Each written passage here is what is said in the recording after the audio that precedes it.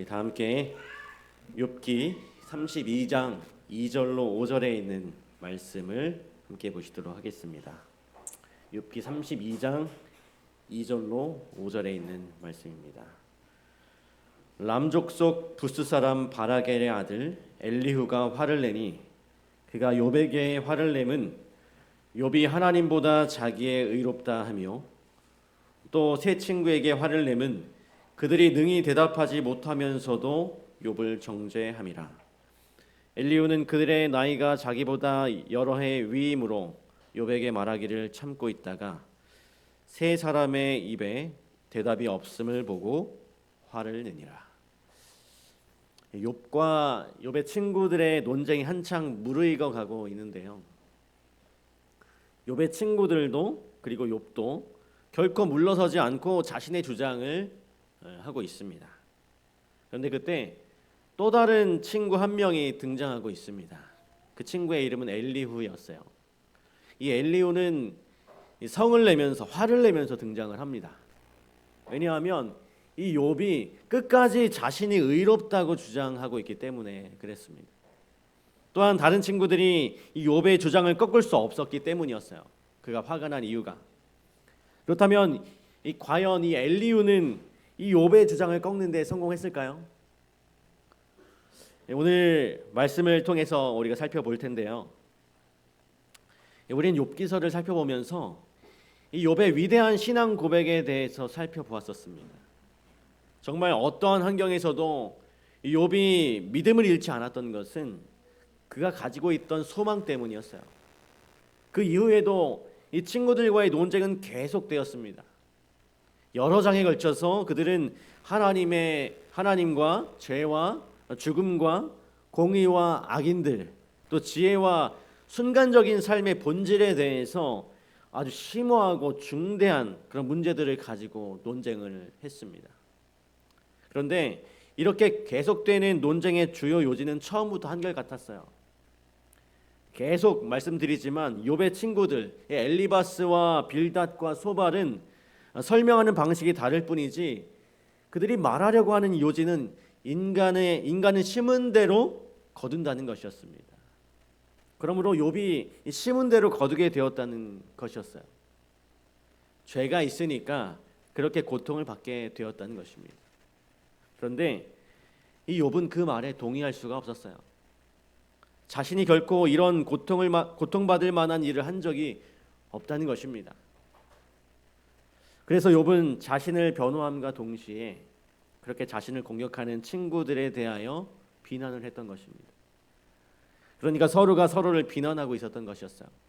욥의 친구들은 잘 알지도 못하면서 욥을 비난한 것이었고 욥은 또 그런 친구들이 제대로 알지 못한다고 비난했던 것입니다. 이것이 욥기서에 나오는 욥과 친구들의 논쟁의 모습이죠. 그런데 사실 따지고 보면 우리가 제3자의 입장에서 보면 참 웃긴 일이에요. 왜냐하면 그 논쟁을 벌이는 친구들과 욥 모두 아무도 그 문제의 본질에 대해서는 알지 못하고 있었기 때문인 것입니다. 왜 그런 고통이 이르러 왔는지, 도대체 왜 이러한 일들이 있는 것인지 그들은 전혀 알지 못했어요. 그러면서도 마치 그들은 자신들이 이 모든 것을 다 아는 것인 양 이야기하면서 자신의 어떤 주장들을 이야기했던 것입니다. 이러한 사실들을 통해서 우리는 한 가지 중요한 교훈을 얻게 되는데요. 그것은 우리는 참으로 무지하다는 것입니다. 세상에 많은 사람들이 마치 자신의 모든 것을 다 알고 있는 것처럼 말하는 경우가 많습니다. 이것은 마치 이 그림에 나와 있는 것처럼 장님들이 코끼리의 각 다른 부분을 만져보고서 코끼리에 대해서 이야기하는 것과 마찬가지가 아닐 수 없는 것입니다. 우리는 광대한 우주와 하나님 앞에서 항상 겸손한 태도와 마음을 가져야 할 필요가 있는 것이죠. 우리가 알면 얼마나 알겠습니까? 우리는 오직 하나님께서 계시해 주시고 알게 해 주신 것만 알 수 있는 것이잖아요.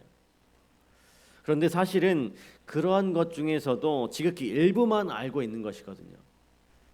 우리가 누구를 만나든 무엇을 이야기하든지 언제나 항상 이 겸손한 태도를 유지하는 우리 모두가 되어야 하겠습니다.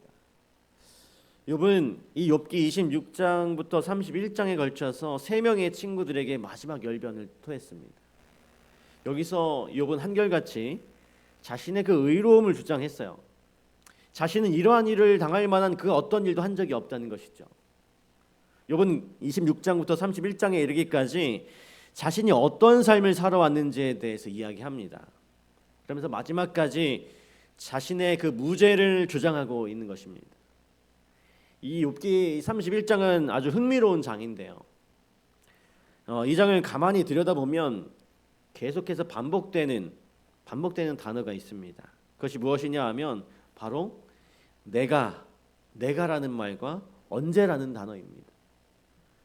그것이 무엇이냐 하면 바로 내가 언제라는 단어인데 이 욥의 친구들이 하도 너 죄를 지었잖아 하고 고발을 하니까요. 욥이 참다 못해서 내가 언제 하고 쏘아붙이는 것입니다.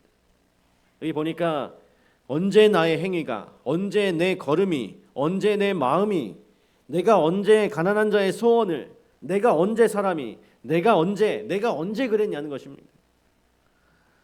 그러면서 31장의 마지막에 한 말이 이것이에요. 그리하였으면 밀 대신에 찔레가 나고 보리 대신에 자풀이 나는 것이 마땅하니라 하고 욥의 말이 그치니라. 우리말로 하면 내가 만일 그랬다면 콩 심은 데 팥 나고 팥 심은 데 콩이 나는 것이 마땅하니라 라고 말한 것입니다. 그리고 마지막이 이렇게 끝나요. 욥의 말이 그치니라. 그리고 이제 32장이 시작되는데요. 이 32장 1절의 시작은 이렇습니다. 욥이 스스로 의롭게 여김으로 그 세 사람의 대답이 그치매. 욥이 자꾸 내가 언제 그랬냐 하니까 욥의 친구들도 할 말이 없어진 거예요. 할 말이 없는 겁니다. 말문이 막힌 거예요. 그리고 한동안 침묵이 흐르고 있을 때 갑자기 한 성난 목소리가 울려 퍼졌습니다. 그 목소리의 주인공은 욥도 아니고 변론하던 새 친구도 아니었고 갑자기 이 새로운 사람이 등장하고 있는데 그 사람의 이름이 바로 엘리후였어요. 이 엘리후라는 사람은 욥기 32장에 와서야 처음 등장하는 사람입니다. 그렇다고 그가 앞에서 새 친구가 하는 그 이야기를 듣지 못한 것도 아니었어요. 그들의 이야기를 다 듣긴 들었습니다. 아마 조금 늦게 왔던지 아니면 그의 말대로 자신이 다른 친구들보다 좀 나이가 어리기 때문에 말을 아끼고 있었던 것 같아요. 그런데 그는 더 이상 참지 못하고 성을 내면서 화를 내면서 그의 목소리를 내는 것입니다. 그 이유는 이것이었어요. 우리가 처음 읽었던 말씀인데요. 람 족속 부스 사람 바라겔의 아들 엘리후가 화를 내니 그가 욥에게 화를 내면 욥이 하나님보다 자기가 의롭다 하며 또 새 친구에게 화를 내면 그들이 능히 대답하지 못하면서도 욥을 정죄함이라. 엘리후는 그들의 나이가 자기보다 여러 해 위이므로 욥에게 말하기를 참고 있다가 세 사람의 입에 대답이 없음을 보고 화를 내니라. 그는 분명 욥이 자신의 범죄로 그렇게 된 것인데도 불구하고 죄가 없다고 하니까 화가 났고 또 그런 욥에 대하여 더 이상 아무 말도 하지 못하는 친구들에 대해서 화가 났던 것입니다. 그러면서 그는 32장에서 이제부터는 자신의 이야기를 한번 들어보라고 이렇게 말하고 있어요. 그러나 그의 이야기를 쭉 들어봐도 그의 주장도 결국은 앞에 새 친구와 별반 다르지 않음을 보게 됩니다. 저는 이러한 논쟁의 모습을 보면서 이런 생각을 해보게 되었어요.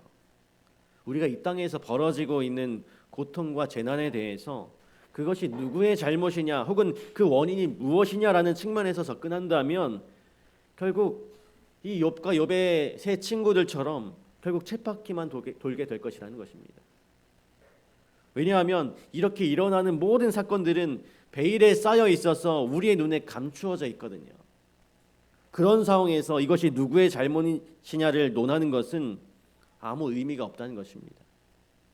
설령 진짜 이것이 욥의 잘못 때문이었다고 하더라도 욥이 이러한 고통 때문에 회개하게 되었을까요? 그리고 그 회개가 진정한 회개가 될 수 있었을까요?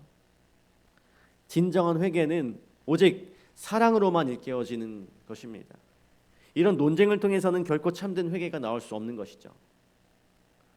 그러면 우리가 알 수 없는 어떤 문제들에 당면하고 풀리지 않는 어떤 고통 앞에 서 있을 때 우리는 그 문제를 풀 수 있는 해법을 어디에서 찾아야 하는가?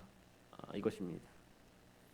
우리 해법은 누가 무엇을 어떻게 잘못했느냐 하는 것을 찾아내는 것이 아니고 우리를 이끄시고 또 인도하시며 끝까지 사랑하시는 하나님에 대한 신뢰에서 찾아야 하는 것입니다. 왜냐하면 결국 자기가 죄가 없다고 하는 사람도 틀린 것이고 죄인이라고 비난하는 사람들도 틀렸다는 것이 드러날 것이기 때문인 것이죠. 오늘 우리도 욥과 같은 그런 고난과 어려움을 당하게 된다면 무엇이 문제인지 누구의 잘못인지를 찾아내려고 하지 마시고 우리를 끝까지 사랑하시고 우리가 영원히 신뢰할 수 있는 예수님을 바라보는 우리 모두가 되길 간절히 바랍니다. 욥기 34장 10절로부터 15절의 말씀을 보겠습니다. 그러므로 너희 총명한 자들아 내 말을 들으라. 하나님은 악을 행하지 아니하시며 전능자는 결코 불의를 행하지 아니하시고 사람의 행위를 따라 갚으사 각각 그의 행위대로 받게 하시나니 진실로 하나님은 악을 행하지 아니하시며 전능자는 공의를 굽히지 아니하시느니라. 누가 땅을 그에게 맡겼느냐? 누가 온 세상을 그에게 맡겼느냐? 그가 만일 뜻을 정하시고 그의 영과 목숨을 거두실진데 모든 육체가 다 함께 죽으며 사람은 흙으로 돌아가리라. 여기서 엘리후는 하나님은 정말로 공의로운 분이시고 의로운 분이라고 선언하고 있습니다. 왜 엘리후가 이렇게 하나님의 공의와 의를 옹호하고 있냐 하면요, 그것이 욥이 당한 모든 문제의 해결책이라고 봤기 때문입니다. 우리 자세히 잘 보면 그들도 욥에 대해서 너무나 잘 알고 있었을 거예요. 욥이 어떠한 삶을 살았고 어떠한 성품을 가지고 어떻게 살았는지 잘 알고 있을 거예요. 왜냐하면 그들은 욥의 친구들이었거든요. 욥이 얼마나 선한 삶을 살았고 얼마나 의로운 삶을 살았는지 알고 있었을 것입니다. 그런데 지금 그러한 욥이 엄청난 고통을 받고 있어요. 이 고통은 정말 사람으로서는 도저히 감당하기 힘든 그런 고통인 거죠. 잔인해도 너무나 잔인한 것입니다. 이런 고통 앞에서 그들이 해결해야 할 문제는 과연 이 고통이 왜 찾아왔냐 하는 것입니다. 그런데 여러 가지 사건과 정황으로 볼 때 이런 일들이 우연으로 되었다고 보기는 너무 어려운 거예요. 그러니까 하나님께서 의로운 욥에게 그런 고통을 주신 것입니다. 그런데 그렇게 믿으려고 하다 보니까 문제가 생기는 것입니다. 그들이 알고 있는 하나님에 대한 그 견해의 문제가 생기는 거예요. 하나님은 정말 공의로우시고 의로운 분이 분명한데 그것은 틀림없는 분명한 사실인데 그런 분이 만약 아무런 이유 없이 이 의로운 욥에게 고통을 주었다면 그런 고통을 주셨다면 그러면 그들이 가지고 있는 하나님에 대한 개념에 치명적인 문제가 생기는 것입니다. 그래서 그들이 이 딜레마를 풀기 위해서 선택한 방법이 바로 욥을 정죄하는 것이었어요. 욥이 받은 고통의 책임을 욥에게 전가시키는 것이죠. 그게 네 책임이다. 네 잘못이다. 하나님은 완전히 공의롭고 의로우신 분인데 네가 잘못을 했으니 벌을 받아야 한다는 것입니다. 결국 그들은 알 수 없는 문제에 대하여 자신들이 가지고 있는 한 견해를 옹호하기 위해서 자신들의 그 견해를 옹호하기 위해서 의로운 한 사람을 정죄했던 것입니다. 그런데 만약 그들이 깨달을 수 없는 사건에 대하여 겸손하고 낮은 태도를 취했다면 어떠했을까요? 그들은 욥이 분명 선한 삶을 살았다는 것을 알고 있었습니다. 그런데도 불구하고 왜 그런 일들이 이 욥에게 일어나게 되었는지 정말 이해할 수 없으니 욥을 함께 위로하면서 함께 고민했더라면 어땠을까요? 그랬다면 이 욥도 조금이나마 위로를 얻었을 것입니다. 뿐만 아니라 그들도 더욱 진실함으로 하나님 앞에 설 수 있었을 거예요. 그러나 어쩌면 그들은 이렇게 하기에 너무나 교만했는지도 모르겠습니다. 눈에 보이는 모든 문제들에 대해서 자신들이 어떤 완벽한 해답을 줄 수 있어야 한다고 생각을 했는지도 모르겠어요. 우리 사랑하는 성도 여러분, 우리는 언제든지 연약하고 부족하고 유한하다는 사실을 잊지 않게 되시길 바랍니다. 그러니 내가 알고 있는 깨달음이나 혹은 얄팍한 지식이 전부가 아니라는 것을 항상 인정할 줄 아는 겸손함이 우리에게는 꼭 필요합니다. 내가 알고 있는 그 진리, 내가 알고 있는 깨달음이 전부라고 생각하게 될 때 우리는 다른 사람에 대해서 정죄의 시선을 갖게 되는 우를 범할 수 있는 것입니다. 차라리 인생의 그 풀리지 않는 문제에 대해서는 모든 이유를 찾으려고 하지 말고 언제나 공의롭고 100% 의로우신 그 하나님의 사랑을 온전히 의지하는 일이 우리에게 필요한 것입니다. 아무쪼록 이러한 믿음이 우리 모두에게 있게 되기를 간절히 바랍니다. 우리가 앞에서도 살펴보았지만 이 욥의 친구들은 이 욥의 문제를 그들이 생각하기에 가장 합리적이고 논리적이라고 생각하는 대로 해석을 했어요.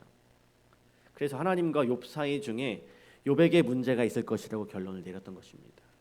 그러나 이러한 그들의 결론은 완전히 잘못된 결론이었죠. 왜냐하면 그들은 하나님과 욥 사이에 사단이 시작한 죄의 문제가 있었다는 것을 몰랐기 때문입니다. 그들은 하나님과 욥 사이에 일어나는 이 모든 일들이 결국은 이 죄의 문제 때문에 시작된 것이었음을 전혀 알지 못했어요. 그래서 욥에게 일어난 이와 같은 사건을 올바로 깨닫고 이해하기 위해서는 반드시 이 죄의 문제에 대한 명확한 이해가 선행되어야만 하는 것입니다. 자, 그렇다면 과연 이 죄는 어떻게 시작된 것일까? 이 각시대의 대쟁투에 이런 말씀이 있습니다. 죄는 하나의 무단 침입자이다. 그것이 나타나게 된 데는 아무런 이유가 없다. 죄는 오묘한 것이며 설명할 수 없는 것이다. 그것을 설명하는 것은 그것을 옹호하는 것이다. 만일 죄의 원인과 그 존재 이유를 밝힐 수 있으면 죄는 죄가 될 수 없다. 하나님의 말씀에 기록된 죄에 대한 유일의 정의는 죄는 불법이라는 말이다. 성경의 죄에 대한 유일한 정의는 죄의 불법이라는 것뿐입니다. 죄가 불법이라는 것뿐이에요. 성경은 죄에 대하여 그 이상을 설명하고 있지 않습니다. 왜냐하면 사실 죄는 설명되어질 수 없는 것이거든요. 만약 이것이 설명되어질 수 있다면 더 이상 죄가 될 수 없는 것입니다. 왜냐하면 죄에 대한 변명과 이유가 인정받게 되면 그것이 죄가 될 수 없기 때문이죠. 이것이 욥과 그의 친구들이 빠질 수 없는 그 빠질 수밖에 없었던 딜레마였던 것입니다. 하나님과 욥 사이에 있었던 그 죄라는 문제는 이해되고 설명되어질 수 없는 것이기 때문이었어요. 사실 그들은 이 하나님과 욥 사이에 그 죄의 원흉인 이 사단이 있다는 사실조차도 모르고 있었습니다. 그것이 그들에게 더욱 혼란을 가중시킨 이유였죠. 그러나 설령 그들이 이 사단의 존재를 알았다 하더라도 그들은 여전히 딜레마에서 벗어날 수는 없었을 것입니다. 왜냐하면 그들은 죄의 시작에 대한 명확한 답을 알 수 없었을 것이기 때문이죠. 그것은 오늘날 우리에게도 마찬가지입니다. 그럼에도 불구하고 욥의 시대와 같이 많은 사람들이 자신들이 당면한 그 고통의 문제에 대해 해답을 찾고자 해요. 도대체 왜 이런 일이 일어나야만 했는가? 왜 선한 사람들이 이런 고통을 받아야만 하는가? 왜 이제껏 선한 삶을 살아온 내가 고통을 받아야 하는가? 이 질문에 대해서 어떤 사람들은 욥의 친구들과 같이 해석을 하려다가 절망에 빠지게 되고, 또 어떤 이들은 욥과 같이 죄가 없다고 주장하다가 결국은 하나님을 원망하는 길을 걷게 되는 것을 보게 되는 것입니다. 왜 결국 이 두 가지 해결책 모두가 실패로 끝날 수밖에 없는 것인가? 그것은 우리가 앞에서 살펴본 것처럼 죄가 설명되어질 수 없는 것이기 때문입니다. 죄가 미스터리이기 때문에 그래요. 이것은 설명되고 이해될 수 없는 부분이기 때문입니다. 그렇다면 우리의 인생에 절대 피해갈 수 없는 이 고통의 문제, 그리고 죄의 문제에 대하여 우리는 어떤 입장을 취해야 하는가? 이건 그냥 죄의 문제야. 죄의 문제야. 내가 어떻게 할 수 없는 부분이지. 이런 회의주의 입장을 취해야 할까요?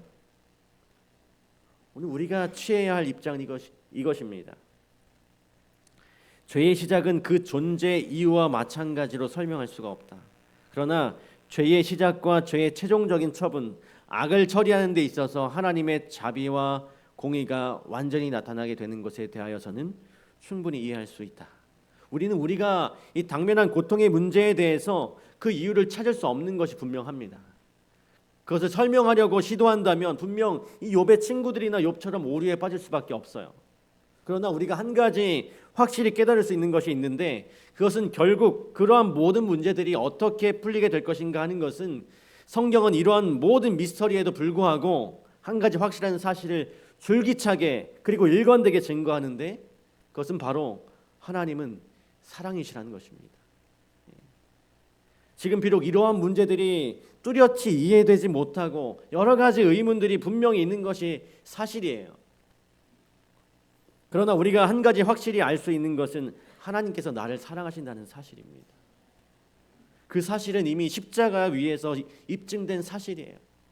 그러므로 우리는 우리의 모든 문제를 그분께 맡기고 그분의 사랑 안에서 평안의 안식을 찾아야 하는 것입니다. 사랑하는 성도 여러분, 세상에 일어나는 많은 일들이 비합리적이고 비논리적인 것들이 너무나 많습니다. 도무지 하나님의 공의와 맞지 않는 것처럼 보이는 일들도 질비해요. 그러나 우리 모두가 우리를 사랑하되 죽기까지 사랑하신 그 사랑의 하나님을 믿게 되시길 간절히 바랍니다. 어린아이가 엄마를 신뢰하듯이 우리도 주님을 그렇게 신뢰하게 되기를 바라요. 왜냐하면 하나님 안에 온전한 사랑이 있음을 깨닫게 되면 아무리 비합리적이고 비논리적인 것도 충분히 이해될 수 있는 것이기 때문입니다.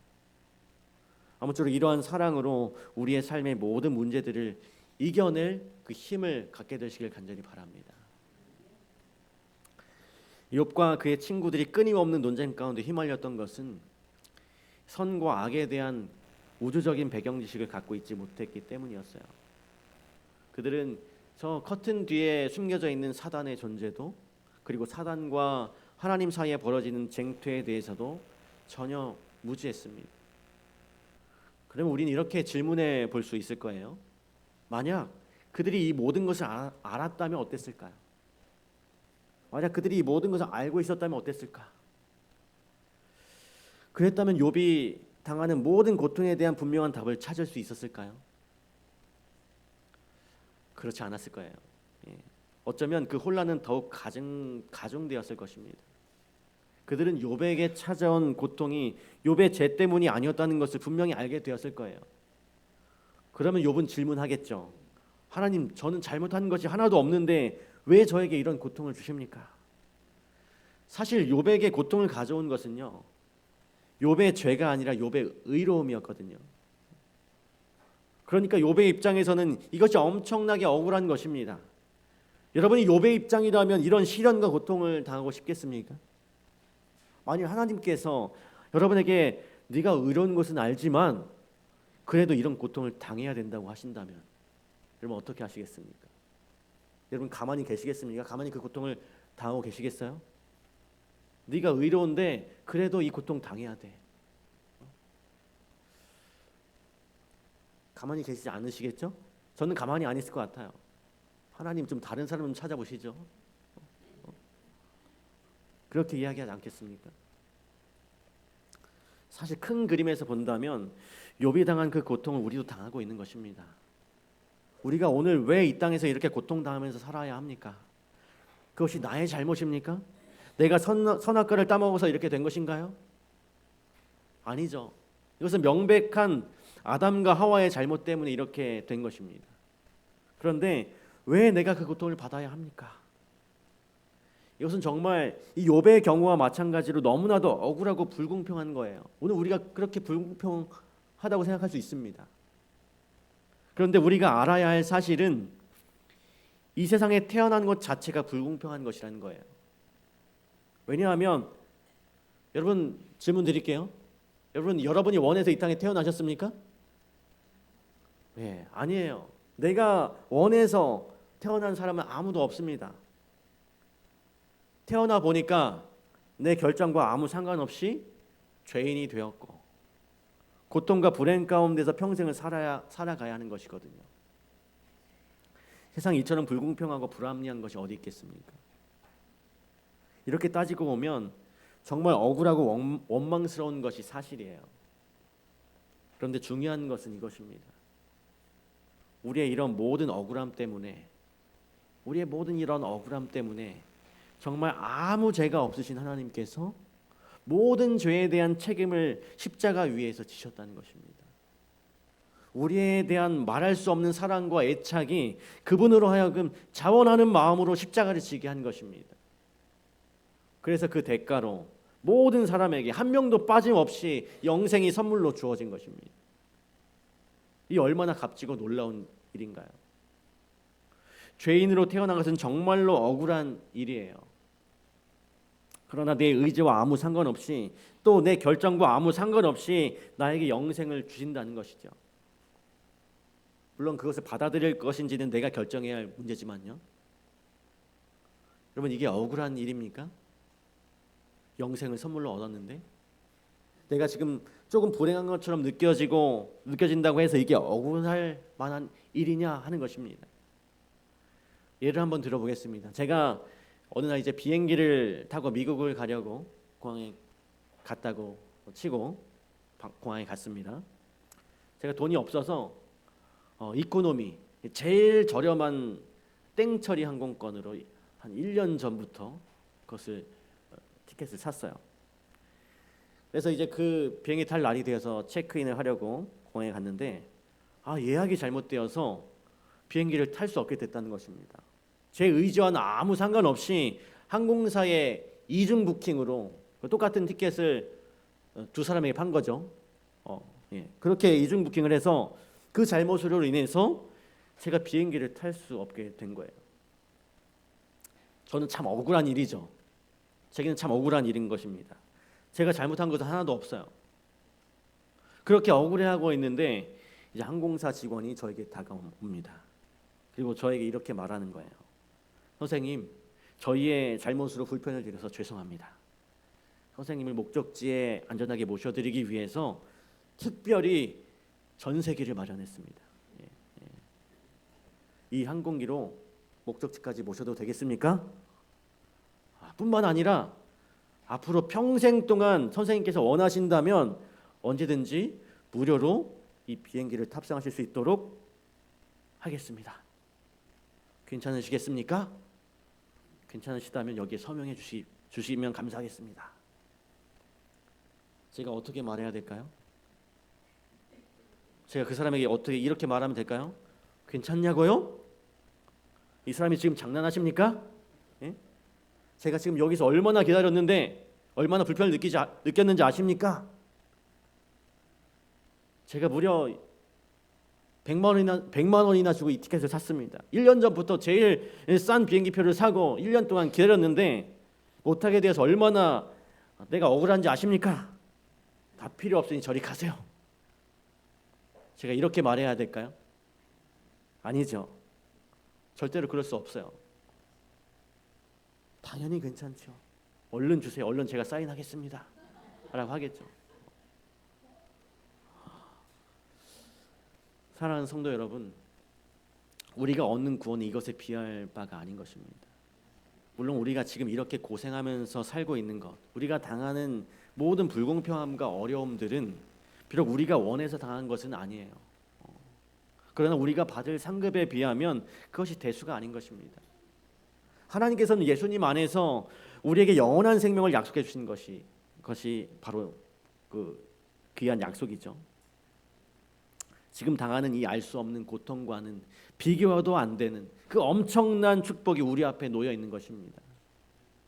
그러니 성도 여러분, 지금 당하는 우리의 고통과 불행에 어떤 우리의 시선을 고정하지 마시고 우리를 사랑하시되 죽기까지 사랑하신 그 하나님의 사랑에 주목하게 되시길 간절히 바랍니다.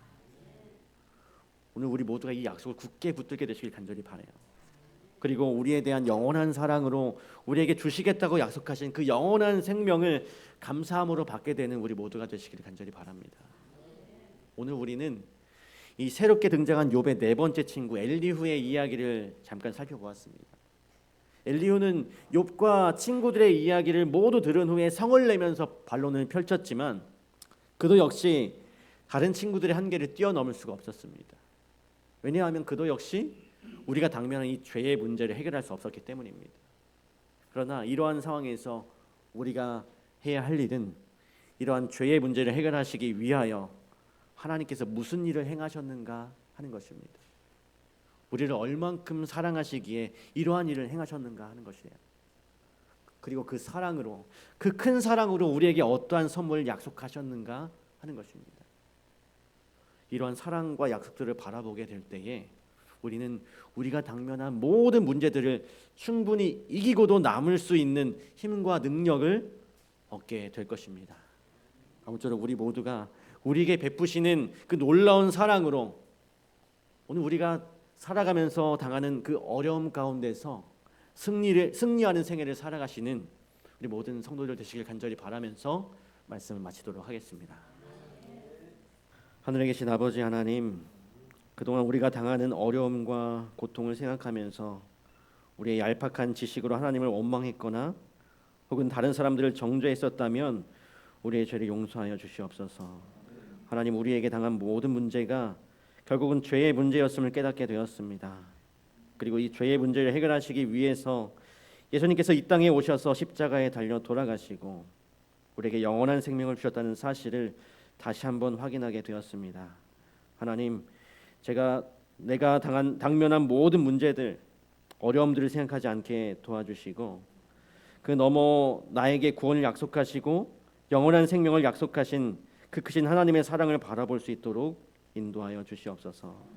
그래서 하나님의 사랑을 주목해서 볼 때에 지금 현재에 있는 나의 모든 고난을 이길 수 있는 축복들을 주님께로부터 선물 받을 수 있도록 함께하여 주시옵기를 거룩하신 예수님의 이름으로 간절히 기도합니다.